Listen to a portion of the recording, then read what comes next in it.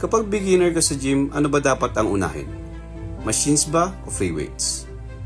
Ito yung tanong na madalas nalilito ang beginners at malaki ang epekto nito sa progress mo.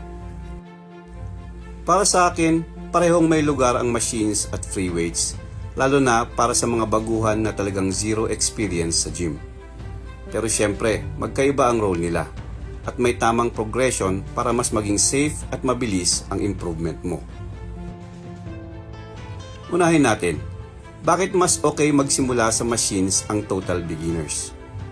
Kasi guided ang movement, predictable ang path, at mas mababa ang risk ng injury. Kung first time mo magbuhat, hindi pa sanay ang katawan mo sa balance, bracing, at muscle coordination. Machines help you build confidence, basic strength, and mind-muscle connection nang hindi ka nalilito or natatakot magkamali. Pero ang tanong ng iba, Coach, paano kung yung gym ko sobrang limited ang machines? Okay lang yun.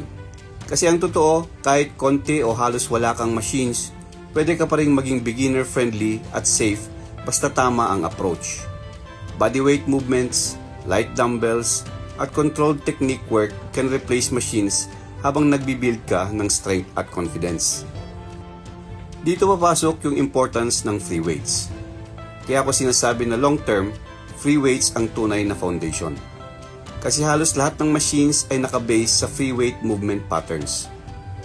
Sa free weights mo matututunan ang coordination, stability, balance, joint control at proper bracing. Mas maraming supporting muscles ang nagtatrabaho, meaning mas solid ang development mo. Free weights build real strength, real control, and real overall growth. Kaya kahit limited ang machines, hindi ibig sabihin limited ang progress mo. Kaya sa akin, ganito ang tamang approach. Kung meron kayong machines, start there to build confidence and safety. Pero kung konti lang, start with bodyweight and light free weights. Then gradually progress to bigger free weight movements. Hanggang sa eventually, free weights na ang main lifts mo. At machines ang gagamitin mo kapag available, pang isolation at pang volume.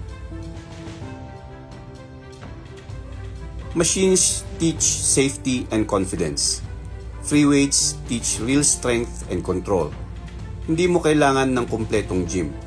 Ang mahalaga, tama ang timing, tama ang progression, at hindi ka nagmamadali. Start safe, transition smart, and grow strong.